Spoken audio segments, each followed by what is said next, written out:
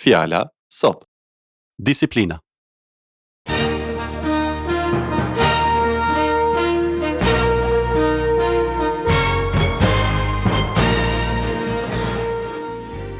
Mirë se vini në programin Fjala sot. Ky mësim vjen për ju nga pastor Paul Schroeder. A keni menduar ndonjëherë se jeta e krishterë ngjan me një garë atletike ku çdo pengesë dhe sfidë kërkon disiplinë për t'u kapërcyer? Bibla në kapitullin 12 të Hebrejve na fton të reflektojmë mbi rëndësinë e disiplinës jo si ndëshkim, por si një shenjë dashurie dhe përkushtimi nga Perëndia. Ajo na mëson të largojmë çdo pengesë që na ndalon të ecim drejt synimit ton të lartë, jetës së përjetshme. Imagjinoni jetën tuaj të transformuar, ku çdo ditë është një hap përpara drejt qëllimit të vërtet. Duke pranuar dhe mirëkuptuar disiplinën, ju forconi karakterin, shpirtin dhe besimin tuaj, duke i bërë sfidat mundësi për rritje. Le të ecim përpara me besim, duke pranuar mësimet që vijnë nga disiplina, ashtu si atletët që kapërcejnë çdo pengesë për të arritur në vijën e finishit. Filloni sot këtë udhëtim me përkushtim dhe besim tek Zoti.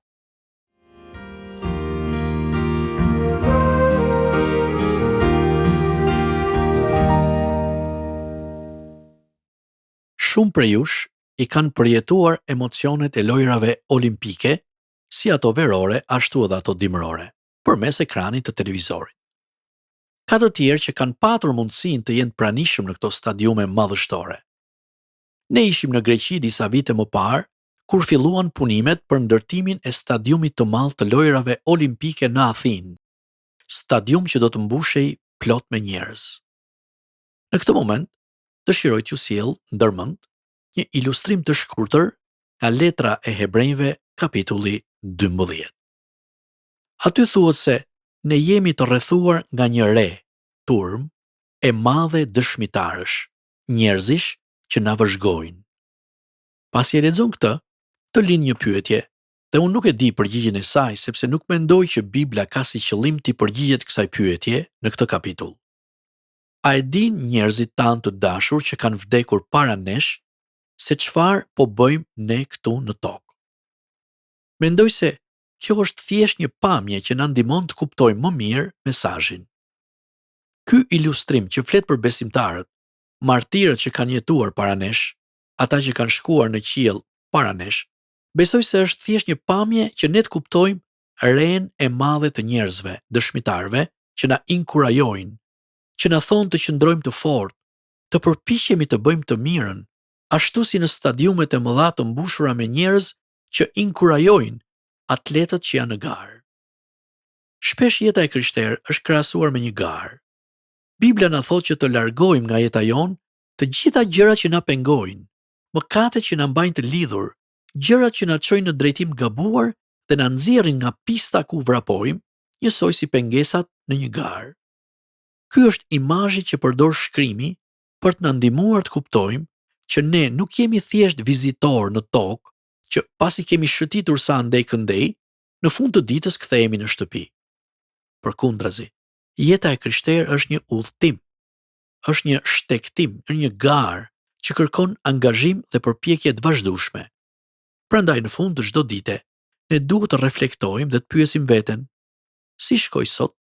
A jam më afër qëllimit? A kam bërë përparim? Synimi ynë është të arrijmë në shtëpinë tonë qiellore. Objektivi drejt të cilit ne po vrapojmë është jeta e përjetshme. Perëndia na drejton në këtë garë, ndërsa përballemi me gjëra të ndryshme. Ai dëshiron që ne të kujtojmë një gjë shumë të rëndësishme dhe pikërisht për këtë flet Hebrejt 12. Perëndia na udhëzon në këtë garë duke na dhënë forcë të kalojmë çdo sfidë dhe përpjekje, ndërsa na kujton që t'i përkushtohemi qëllimit tonë të lartë. Ky mesazh është thelbësor për jetën tonë dhe për këtë flet kapitulli 12 i Hebrejve.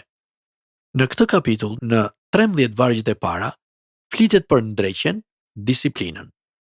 Midis të tjera thuhet, sepse Perëndia ndreq atë që do.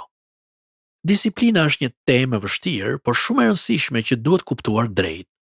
Në kulturën e sotme, njerëzit thonë që fëmijët nuk duhen ndëshkuar, pasi mund të shkatërrosh personalitetin. Por kjo është në kundërshtim me fjalën e Perëndisë. Bibla na mëson që disiplinimi është një akt dashurie dhe kujdesi, ashtu si një baba disiplinon fëmijën e vet për t'i mësuar respektin dhe atë që është e drejtë. Është mungesë dashurie ta lejosh fëmijën tënd të rritet si egjëra. Fëmijëve mund t'u pëlqejë të silleni si shok me ta gjatë viteve të adoleshencës, por kur të rriten, do ta urrejnë sjelljen tuaj e do të thonë: "Pse nuk më ke mësuar respektin për veten? Pse nuk më ke mësuar dëshirën për t'u bindur, që të mos futem gjithmonë në telashe?" Ju duhet t'i ndihmoni fëmijët.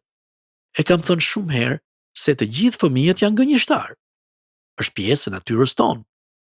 Ne kemi lindur në mëkat dhe natyrës sonë njerëzore i pëlqen të gënjejë. Nuk ka nevojë të mësoni fëmijëve se si të gënjejnë. Ata tashmë dinë ta bëjnë mirë këtë gjë. Prindrit e krishterë kanë për detyrë të dallojnë se kur fëmijët po gënjejnë dhe t'i ndihmojnë ata të mësojnë rëndësinë e të thënit të së vërtetës. Është shumë e rëndësishme të mësoni se si ta disiplinoni fëmijën tuaj, të kuptoni karakteristikat e tij dhe cila është mënyra e disiplinimit që i përshtatet.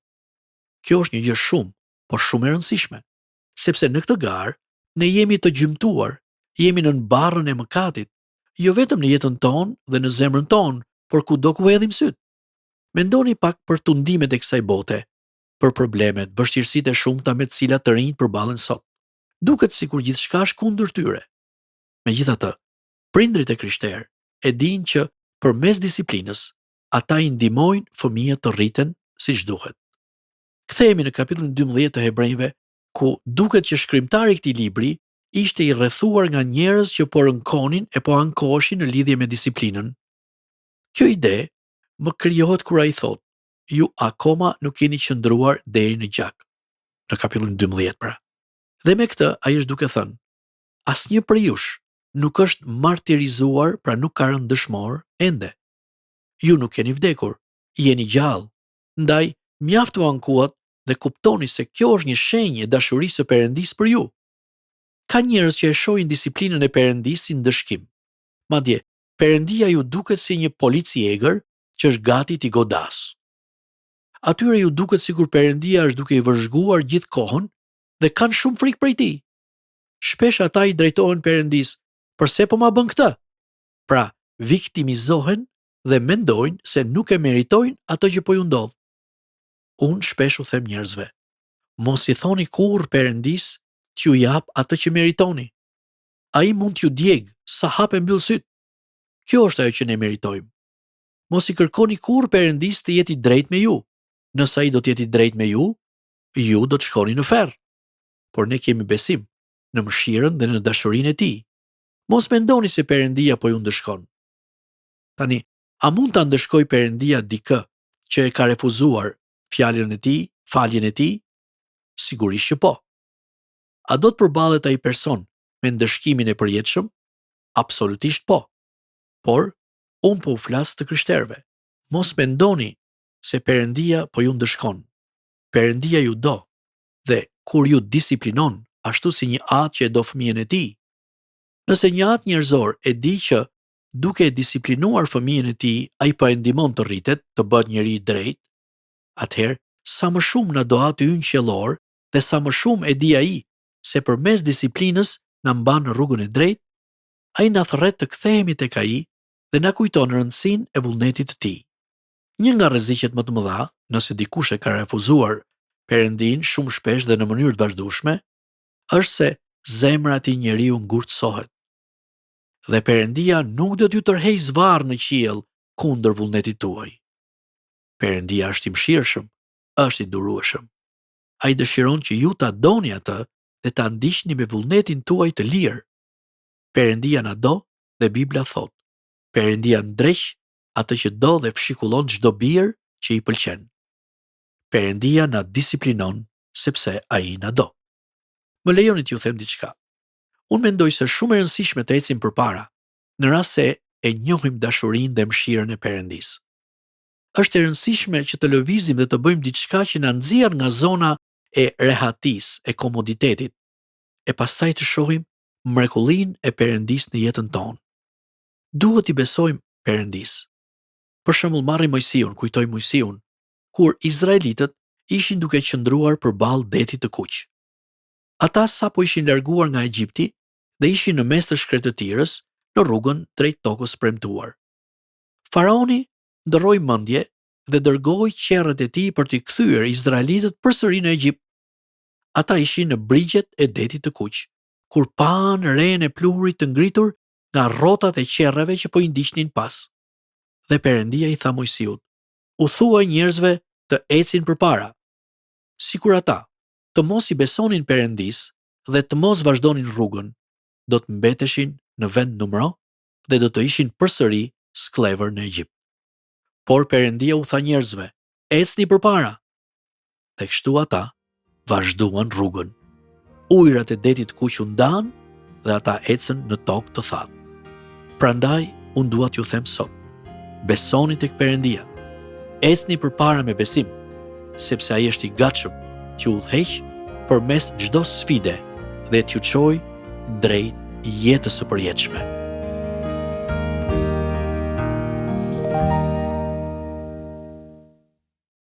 Të dashur miq, disiplina nuk është ndëshkim, por një akt dashurie dhe kujdesi nga Perëndia për ne. Ashtu si një prind i përkushtuar që udhëzon fëmijën e tij drejt së mirës, edhe Perëndia na ndihmon të ecim në rrugën e drejtë përmes sfidave dhe ndrejqjeve. Në këtë udhëtim jemi të thirrur të reflektojmë, të qëndrojmë të fortë dhe të besojmë se ai ka përgatitur për ne një përfundim të lavdishëm. Le të ecim përpara me guxim, duke përqafuar disiplinën si mjetin që na forcon dhe na bën më të fortë. Synimi ynë është shtëpia qiellore dhe jeta e përjetshme. Dhe për këtë, ne duhet të qëndrojmë në garën tonë me përkushtim dhe besim.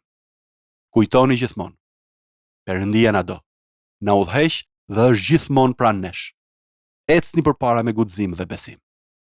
Nëse keni pyetje apo doni të mësoni më shumë për Jezusin, na shkruani në adresën tonë postare TWR Albania, kutia postare 130 Tiranë, ose në email twralbania@gmail.com. Këtë program mund ta dëgjoni në YouTube në kanalin TWR Albania, playlista Fjala Sot.